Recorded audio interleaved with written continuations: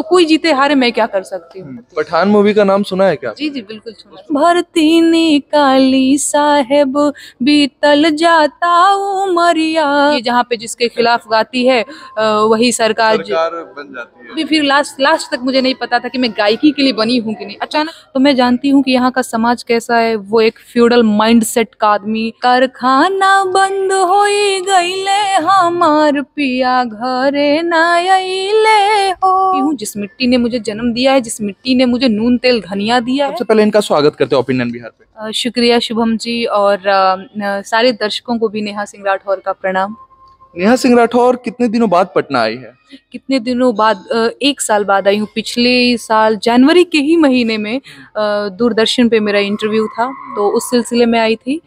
और सबसे पहली बार जब मैं आई थी 8th क्लास में पढ़ती थी, तब गोल घर चिड़ियाघर देखने। अच्छा। हाँ, तो अगर अभी की बात करूँ तो 1 साल बाद आई हूँ। अच्छा जी। क्या कुछ बदलाव नजर आ रहे हैं? बदलाव तो देखिए बदलाव की अगर हम बात करें तो अभी 10 दिन हुआ होगा सड़कों पे लाठी खा रहे थे स्टूडेंट। तो अब इसे बदलाव समझिए या कुछ भी समझिए, जिस तरह से नाम है कि शराबबंदी है और फिर भी जहरीली शराब पी करके लगातार जो है लोग मरते जा रहे हैं। अब आप इसे बदलाव कहेंगे कि क्या कहेंगे, आप भी मीडिया से हैं तो आप भी चीज़ों को बेहतर समझते हैं। तो यही है बेरोजगारी, पलायन, प्रवासन की जो समस्या है। मैं दिल्ली में रहती हूँ मैं बिहार की, क्या कहेंगे इसको, है ना। और वो तो गर्व करती है या शर्म करने वाली बात है बिहार से होकर दिल्ली में रहना पड़ रहा है?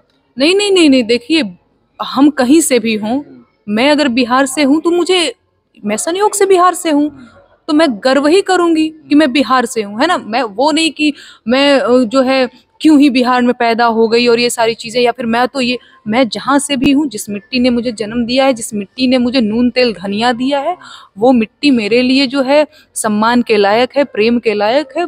बिहार मेरी माँ है, भोजपुरी मेरी माँ है, तो बिल्कुल सम्मान है, सब कुछ है। लेकिन हाँ, बिहार की होकर के, यूपी की होकर के दिल्ली में रहना पड़ रहा है, तो मेरे लिए क्या, सरकारों के लिए शर्म की बात है। मैं क्या बोलूं, मैं इसमें क्या कर सकती हूँ। मुझे तो रोजगार के लिए काम करना पड़ेगा ना, घर परिवार का पेट पालना। तो ये एक्चुअली सरकारों के लिए शर्म की बात है कि उनके प्रदेश की जनता दूसरे प्रदेश में जा करके जो है काम कर रही है, रोजगार ढूंढ रही है। जी। नेहा सिंह राठौर का नगर निकाय चुनाव को लेकर एक गीत आता है, उसके बाद फिर से वर्तमान जो मेयर थी फिर से वही मेयर बन जाती है, कोई असर नहीं पड़ता। इस पे क्या कहना चाहिए? देखिए, चीजें तो जनता ही डिसाइड करती है। मैंने गीत गाया था, मुझे क्लीन पटना ग्रीन पटना करके, मुझे अभी डायरी लेके बैठी नहीं हूँ तो बहुत क्लियर याद नहीं है।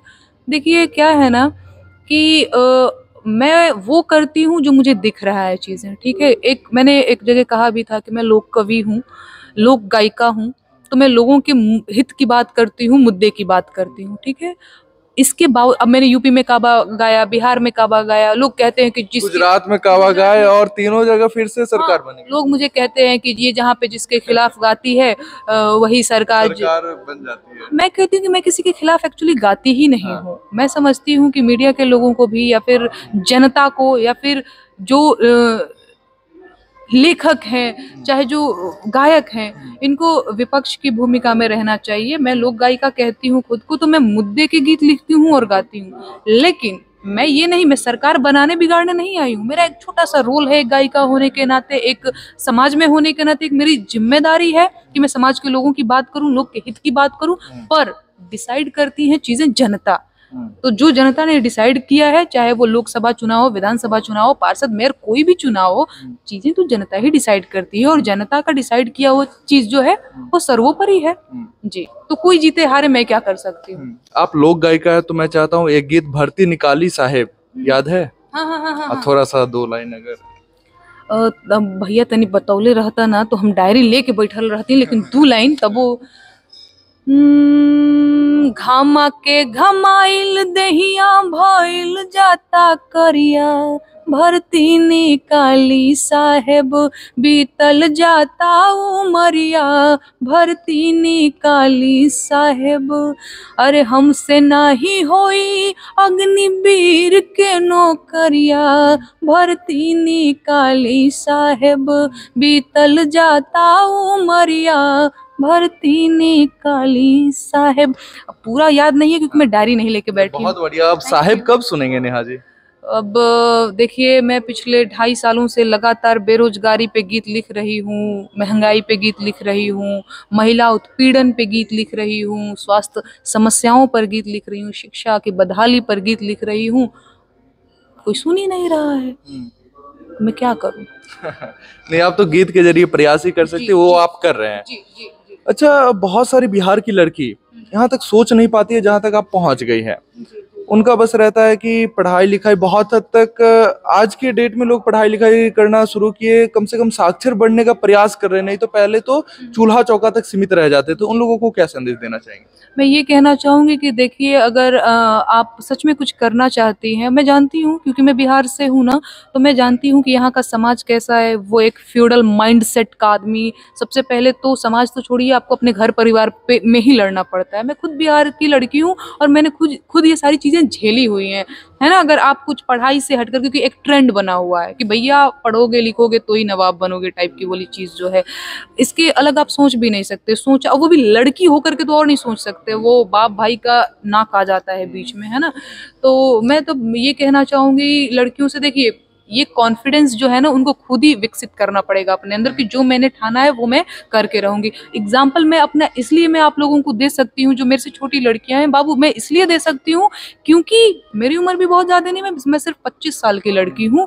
और मैंने ये सारी चीजें, मैं नहीं कह रही हूँ कि मैं बहुत इतने बड़े लेवल पे चली गई हूँ कि मैं ज्ञान दूं, लेकिन जो मुझसे छोटी हैं, जो मेहनत कर रही है, मैं भी मेहनत कर रही हूँ, मैं फिर भी कह रही हूँ कि जो मुझसे छोटी हैं, कुछ करना चाहती है, मैं उनको जरूर ये संदेश दे सकती हूँ कि बाबू, अगर मैं कर सकती हूँ ना, तो आप भी कर सकते हो। मेरे साथ भी बहुत सारी चीजें जो है प्रतिकूल थी, इसके बावजूद भी मैंने किया, तो आप कर सकते हो। लड़कियों से ज्यादा स्ट्रांग कोई भी नहीं होता है। पठान मूवी का नाम सुना है क्या? जी जी बिल्कुल सुना। उस पर बहुत विवाद चल रहा है कि भगवा कलर के कपड़े हैं, तो उस पर क्या कहना चाहेंगे?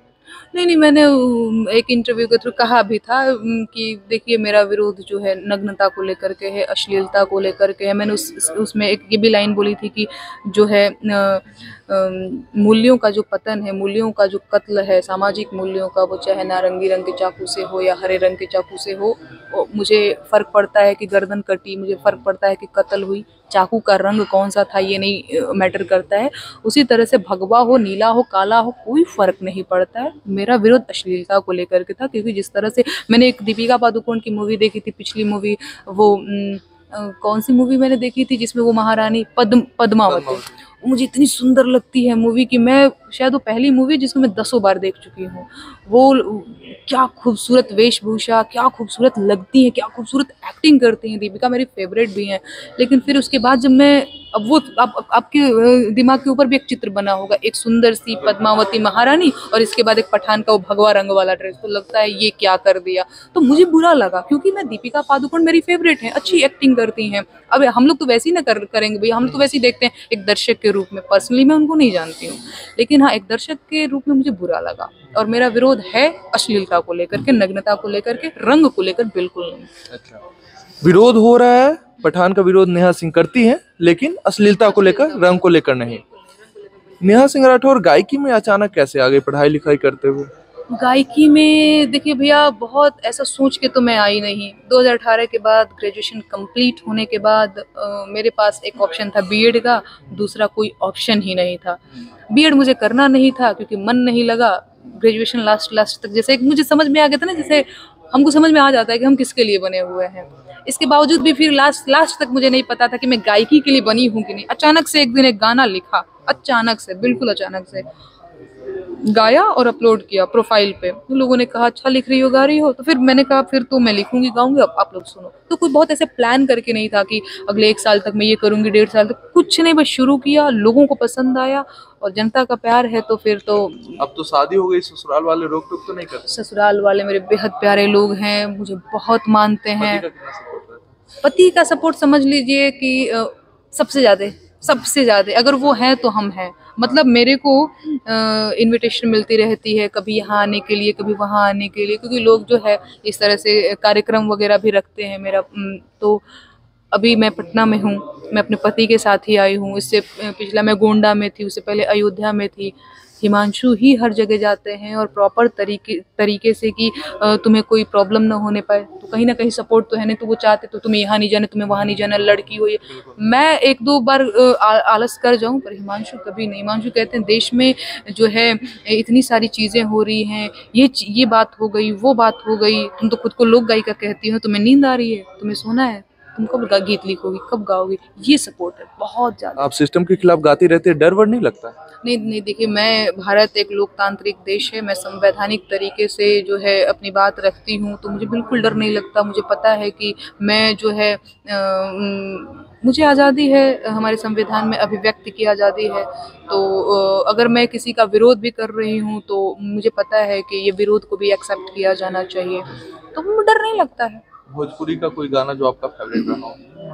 भोजपुरी का गाना, देखिए बहुत सारे गाने हैं ना मेरे फेवरेट हैं। कई बार मैंने इंटरव्यूज में अलग अलग ही गाने गा देती हूँ। कई बार तो ये होता है कि मुझे जो याद होता है मैं वो अभी एक गा दीजिए।